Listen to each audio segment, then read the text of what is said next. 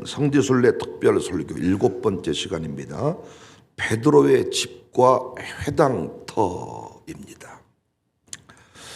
이미 말씀드린 대로 성지순례 4일차 일정은 갈릴리 호수 주변 교회를 돌아보는 일정이었습니다. 그 중에 가버나움의 베드로 장모 집터와 그 옆에 자리한 회당터를 방문했습니다. 오늘 본문 14절에 예수께서 베드로의 집에 들어가사 그의 장모가 열병으로 앓아 누운 것을 보시고, 여기서 논란이 있어요. 저는 방금 어디를 갔다 그랬어요? 베드로 장모 집 갔다 그랬죠. 근데 오늘 본문에서는 베드로의 집에 들어갔다. 그래서 이 집터가 베드로의 집터인가 장모의 집터인가? 오늘 본문에는 베드로의 집이라고 되어 있습니다. 어떤 사람은 2개의 집터가 있다. 근데 우리가 보고 왔어요. 집터 하나밖에 없습니다. 2개의 집터가 아니라 하나의 집터인데, 그렇다면 누구의 집인가? 여러 기록을 제가 종합해 보니까 처음에는 장모님 집이었어. 근데 베드로가 장모를 봉양하고 같이 살았으니 베드로의 집이 되었어요. 이거 좋은 방법이더라고요.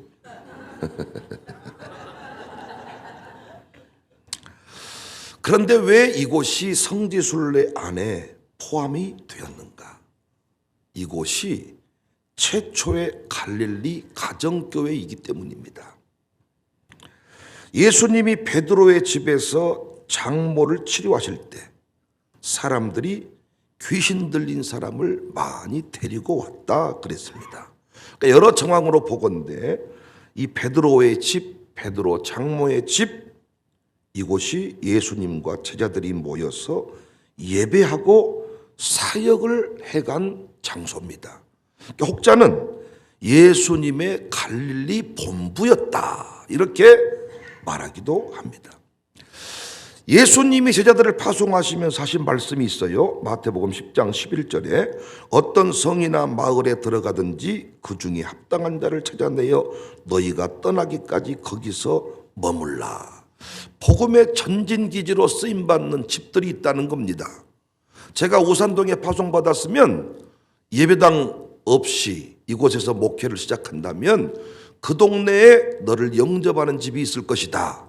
그 집 작은 방에 들어가서, 그 집 안방에 들어가서, 그 집에 들어가서 예배를 시작하면서 복음의 역사를 이루어 가라.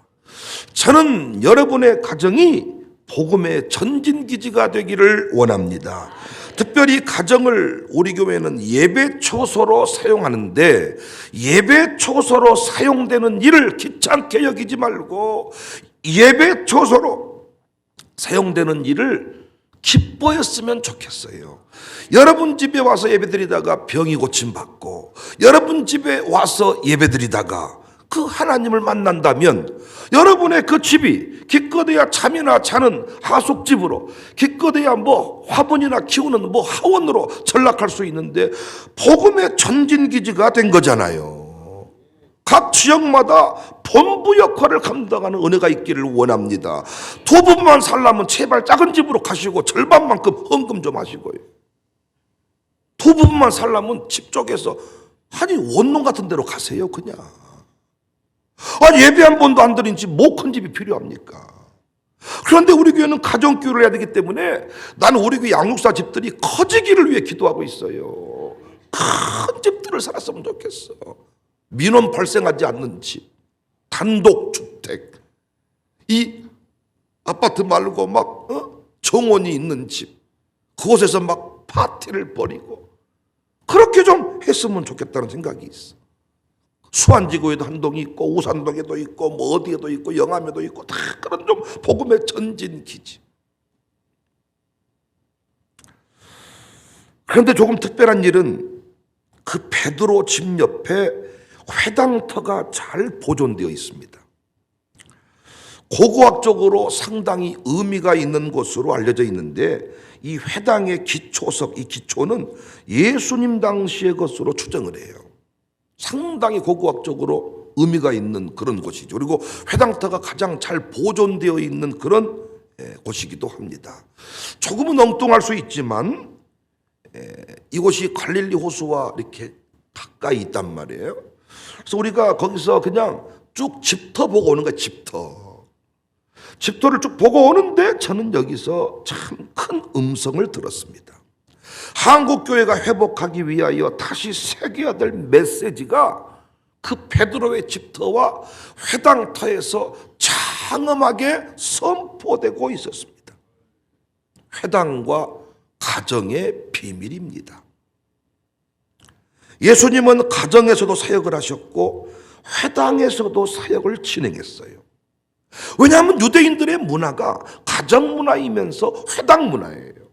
그러니까 유대인들의 힘은, 유대인들의 파워는 어디에 있냐? 가정과 회당에 있습니다.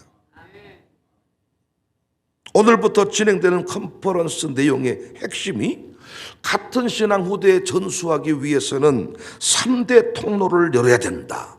3대 통로가 뭐냐? 교회, 가정, 학교입니다. 다시 말씀드리지만 우리 예수님은 회당에서 가르치셨고 가정에서도 가르치셨다. 그들의 회당은, 유대인들의 회당은 오늘날 개념으로 치면 교회이면서 학교입니다. 유대인들의 회당, 그래서 그들은 가는 곳마다 회당을 먼저 세우고 회당을 중심으로 움직였던 거예요. 우리 개념으로 치면 교회이고 그곳이 다음 세대를 가르치는 학교입니다. 오늘날 한국교회의 문제는 교회와 가정의 분리입니다. 교회 안에서도 모든 세대가 분리되어 있습니다. 어떤 사상도 어떤 전통도 흘러갈 수가 없습니다. 연결이 되어 있어야 흘러가는데 교회와 가정이 교회 안에서도 세대별로 지역별로 다 떨어져 있으니 안 되는 거지요. 교회를 열심히 섬길수록 가정은 피폐해집니다. 제발 부탁드립니다. 아침 새벽 예배 끝나고 가서 잠자지 마세요. 아침에 가서 밀린 청소하시고 아침에 가셔서 밥 하세요. 밥. 제발 우리 아이들 따뜻한 밥 좀 먹여서 학교 좀 보내주세요. 제가 몇 가정 얘기를 들으면 마음이 아파요. 원래 자기 집은 아침을 안 먹는다나? 안 주니까 안 먹지. 안 주니까. 주니까 허벌나게 잘 먹읍디다. 여러분 집에서만 안 먹는 거지. 그러니까 가정이 피폐해지면 안 된다는 거예요. 어떤 의미에서 교육자, 중직자 자녀들이 가장 큰 피해자가 아닐까. 사역자들이 가정을 피폐하게 만들 때가 많지요. 따라서 교회는 가정을 재단으로 만들도록, 가정이 지교회가 되도록, 가정이 피폐해지지 않도록 늘 가르치고 도와주어야 됩니다. 가정은 철저히 교회의 영적인 지도를 받으면서 가정을 지교회로, 천국으로, 학교로 만들어가는 일을 지속해야 돼요. 우리 가정 일이니 우리가 알아서 하겠습니다 라고 어떤 울타리를 쳐보는 게 아니라 오픈해서 확인받고 늘 오픈해서 지도받고 늘 새로워지는 일을 해야 됩니다. 이번 여정 중에 우연히 통곡의 벽 광장에서 유대인들의 성인식 장면을 목격했습니다. 제 책에도 성인식에 관한 언급들이 있고 많이 세미나 때도 했던 내용인데 직접 성인식을 본 것은 저도 처음입니다. 어떤 졸업식 생일잔치보다 뜨겁고 강력하고 온 집안 식구가 다 모여요. 이 성인식 하는 날 축하 파티가 벌어지는데 특별한 장면은 그 파티 중심에 랍비가 있습니다. 여러분 아들 딸들 생일잔치 할 때 목사 초빙 안 하잖아요. 근데 이들에게는 항상 랍비가 13세 이전에 교육은 가정에서 부모가 책임을 지고 13세 이후가 되면 반드시 랍비에게, 회당에서 랍비에게 자녀 교육을 위임하는데 우리 이번에 통행하신 분들 다 들었습니다. 랍비가 어디까지 관여를 하느냐? 부부 관계까지. 임신할 때가 되면 철저히 랍비가 부부 관계까지 생리기간들을 따져서 부정한 상황에 이르게 되면 부부관계를 못하게 하면 안 한다는 거예요. 철저히 그 유대인의 혈통을 지켜가는데 랍비의 역할이 중요합니다. 삶의 중심에 랍비가 서 있는 겁니다.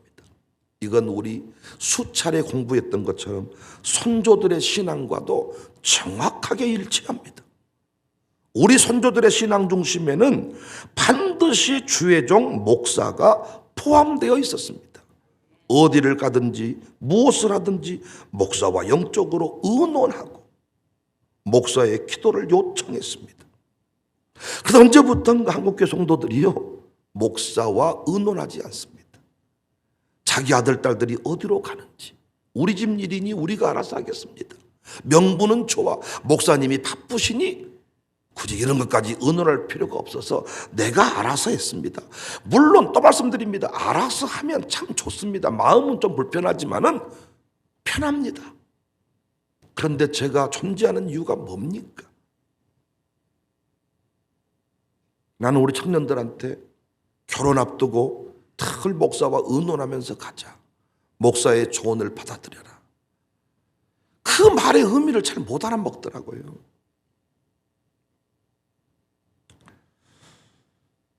물론 유대인들은 예수님을 믿지 않아요. 어떤 의미에서 천하의 교만한 자들일 수 있습니다. 유대인들 가는 곳마다 미움 사는 일을 자처해요. 지금도 유대인들은 자기들만의 특별한 복장이 있고 구렛나루 기르고 하여튼 특별한 의식을 가지고 삽니다. 그래서 이방인들과 유대인 말고 다른 사람과 밥을 먹을 때에는 먹으러 가지도 않지만 밥 먹으러 갈 때에는 자기 그릇을 가지고 갑니다. 그 그릇에 어떤 음식이 올라갔는지를 모르니까 먹을 수가 없다. 여러분 집에 누가 밥 먹으러 왔는데 지 그릇 가지고 왔어. 물론 그런 사람이 있더라고. 그 결백증이 있어가지고 남의 숟가락으로 밥을 못 먹어. 자기 숟가락, 전용 숟가락 갖고 다니고 혹시라도 빠뜨리고 오면 괴로워하면서 막 그걸 막 화장지로 닦고 막 이렇게 하고 또 자기 입을 가지고 다니고 자기 뭐 이런 사람들이 있어요. 좋아 보입니까? 여러분 집 밥 먹으러 왔는데 지 숟가락 따로 가지고 왔어. 봤더니 제 숟가락이 있습니다. 얼마나 하는 짓거리가 밉습니까?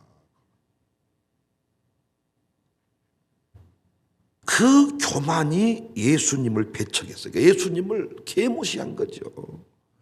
우리가 기다린 메시아는 저렇게 초라한 집에서 태어날 리가 없다. 영광의 왕으로 오셔야 된다. 그래서 그 버린 돌 취급을 한 거죠. 그런데 버린 돌이 모퉁이 돌이 됐다.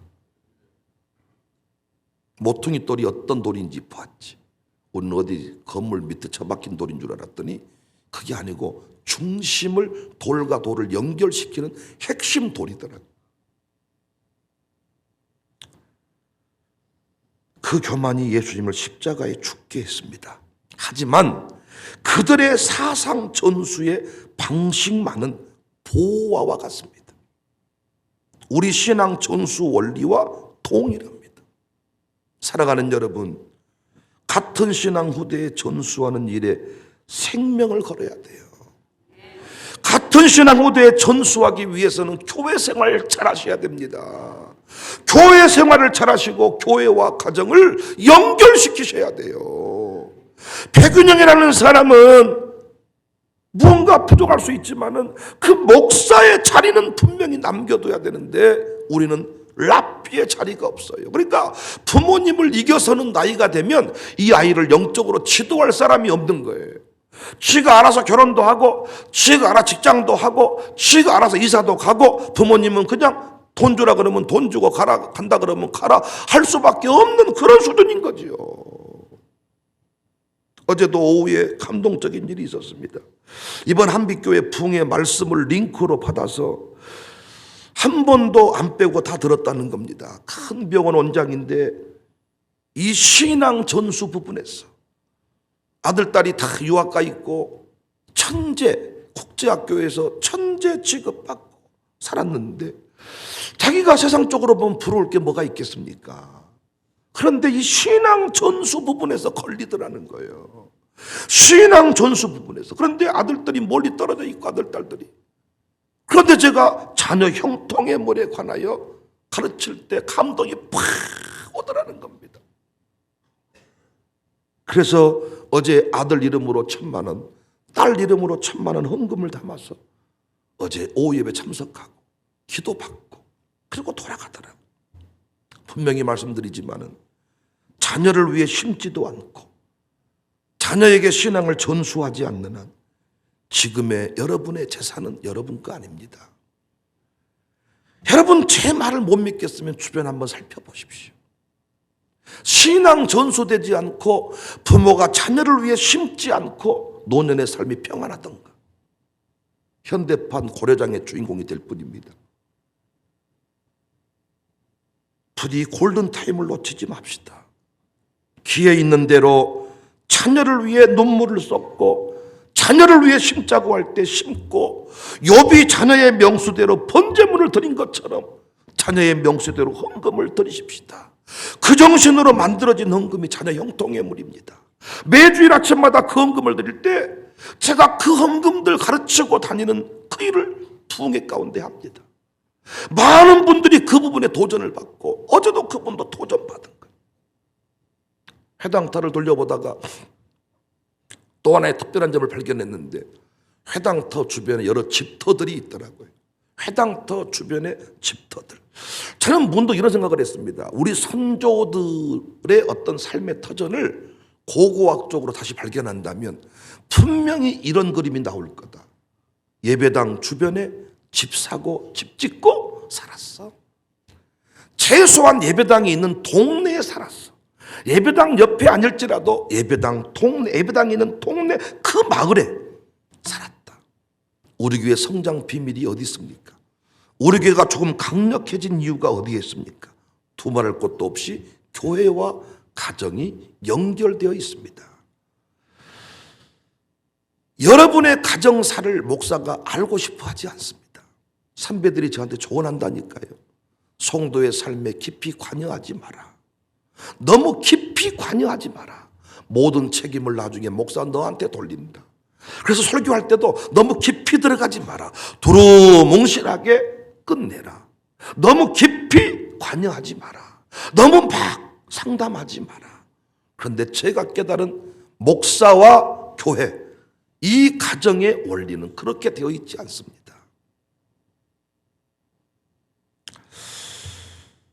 교회와 가정과 학교가 연결될 때, 그러니까 이미 성장을 해버린 자녀들은 우리 학교에 보낼 수가 없겠지만 요괴뱃밤부터 연결되어 있지 않습니까? 그래서 불가피하게 우리는 한편이 돼, 한편이. 같은 학교를 보내니까 선생님과 할머니와 부모님과 모두가 다 한편이 돼서 한마음으로 이 아이를 세워가니까 이 아이들이 성장하는 동안 내내 가슴에 뭐가 새겨져요? 교회가 새겨지는 겁니다. 절에서 자라는 놈은 절이 새겨질 것이고 교회에서 자라는 놈은 교회가 새겨질 것이고 교회에서 놀기만 해도 내가 교회 마당이 내 놀이터였습니다. 성탄절에 한번 교회 간 것만으로도 나중에 돌아올 때 어떤 기회가 되지 않습니까? 저들이 어렸을 때 사무엘처럼 성전에서 자라고 예배당에서 저렇게 시간을 보냈는데 그것이 어찌 그냥 별 볼 일 없는 일이겠습니까?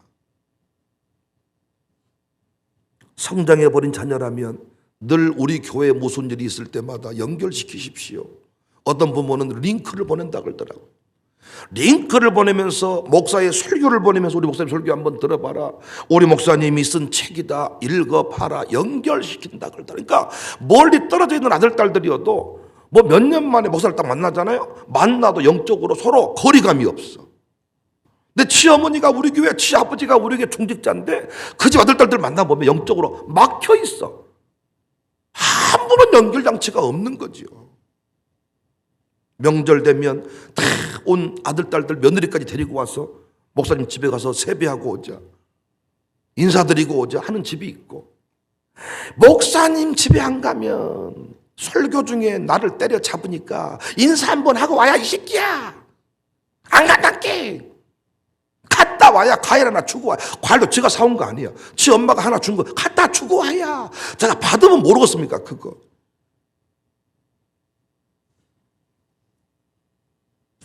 받고 안 받고의 문제가 아니라 그 마음속에 목사가 있냐 없냐는 그 인생의 성패를 가릅니다.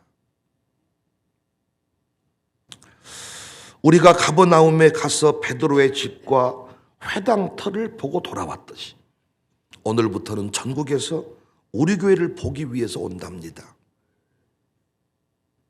언젠가는 가정교회 현장을 보여줘야 될 것 같습니다.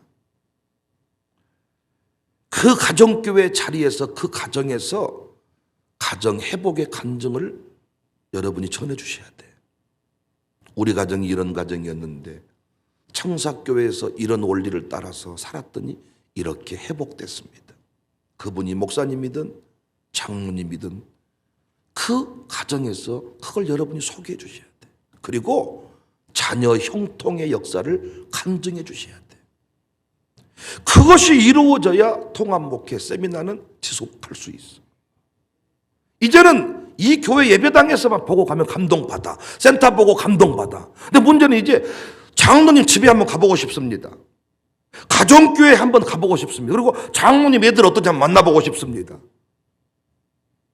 그래서 언젠가는 가정교회에 갈 것 같아요. 5대 신앙으로 무장하시고 3대 통로를 점검하십시오. 우리가 베드로의 집, 회당터, 유대인들의 그 문화 속에 예수님이 어떻게 가르쳤는지를 보고 왔듯이 한국적으로 이제 어떤 일이 회복돼야 되느냐? 교회와 가정, 학교가 연결되어야 합니다. 학교를 졸업했다면 교회와 가정, 자녀가 연결돼야 됩니다. 우리 교회 그 열매들을 만들어가는 좋은 분들이 많이 있으니 부디 그런 분들과 관계를 잘 맺으시고 그런 분들에게 배우시기를 바랍니다. 할렐루야. 그래서 가정교회가 가정 단위로 편성되고 있으니까 제발 가정 부부 중심인데 내가 왜 여기 들어갔냐 그런 말씀하지 마시고 정말 그 멋진 가정들 사이에서 믿음의 가정의 모델들을 보고 배울 수 있기를 바랍니다. 도전되지 않습니까? 우리는 베드로의 집터를 보고 왔다니까. 베드로를 만나보고 온 게 아니고 집터. 장모 집인가 베드로 집인가 알 길이 없어. 참 나는 그 말이 재밌어. 장모 집이었는데 그 집에 들어가서 장모님을 잘 모셨더니 베드로의 집 됐다. 집 없는 분 장모님이라도 잘 모시기를 바랍니다. 적용이 좀 이상하긴 하지만은 도전되지 않나요? 그 베드로의 집인가 장모 그게 뭐 중요해. 우리가 베드로가 없어 그 동네에는 가보니까 집터 위에 예배당을 세워놨을 뿐이야. 건물 옆에 회당터만 있어. 거기서 장엄한 메시지를 듣고 오지 못하면 뭘 의미가 있겠습니까? 저는 깨달아. 유대인들의 핵심은 가정과 회당이다. 회당. 그래서 예수님이 가정에서도 가르쳤고 회당에서도 가르쳤고 우리가 이걸 선조들의 이 신앙의 그 계보를 이어받아서 교회와 가정과 학교. 그러니까 많은 교회들이 교회와 가정도 연결 못 시켜. 학교 세우는 건 더더욱 어렵고 그래서 교회와 가정은 이 같은 신앙인데 학교에 보내면 얘가 다른 교육을 받고 오는 거예요. 어린이집 가면 다른 교육 받고 오는 거예요. 무너져 버리는 거죠. 근데 우리는 이 세 가지가 통일이 되었으니 얼마나 감사합니까? 주일 예배 끝나고 가서도 우리 아이들과 나눌 얘기가 있지 않습니까? 같은 얘기를 하잖아요. 그래서 오늘 또 전국에서 이곳에 우리 교회를 보러 온답니다. 집터를 보러 온 게 아니고 살아있는 우리를 만나러 온답니다. 우리가 죽고 나면 우리 터만 남으면 되겠어요? 우리 후대들이 그곳에 여전히 공동체를 이루고 살아가야 되지 않겠습니까? 오늘 정말 베드로의 집과 회당터의 메시지를 가슴에 새기시고 우리의 집들이 우리의 교회가 역사적인 교회가 되고 가정이 될 수 있기를 신앙이 후대에 잘 흘러가서 천대 영광의 주인공이 될 수 있기를 오늘 아침에 특별히 그 문제 놓고 한 번 더 기도하시자고.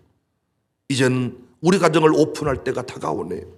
서서히 우리 목사님만 만나고 갔는데 이제는 목사님이 가르쳤던 우리를 만나러 온다네요. 점점 좁혀오는 느낌 아닙니까? 그래서 어떤 가정교회는 보낼 수 있는데 어떤 가정교회는 못 보낸다면 안 되는 거잖아요. 그래서 우리가 간증 만들어야 되겠습니다. 내가 그 일에 부끄럽지 않는 모델이 돼야 되겠습니다. 할렐루야. 오늘 아침 따라 아멘이 상당히 분위기가 있으시네요. 평상시와 좀 많이 다르시네요. 월요일이라서 피곤해서 그렇습니까? 아니면 뭐 자녀 얘기하니까 무거워서 그러십니까? 우리에게 이 말씀 주셨다는 것은 우리 가정을 회복시키겠다는 하나님의 사인입니다. 이 뼈들이 살겠느냐 물으신 것은 그들을 군대로 세우시겠다는 계획을 가지고 물으시는 거예요. 말씀을 듣고 새기셔서 승리의 주인공이 되시기를 주님의 이름으로 축복합니다.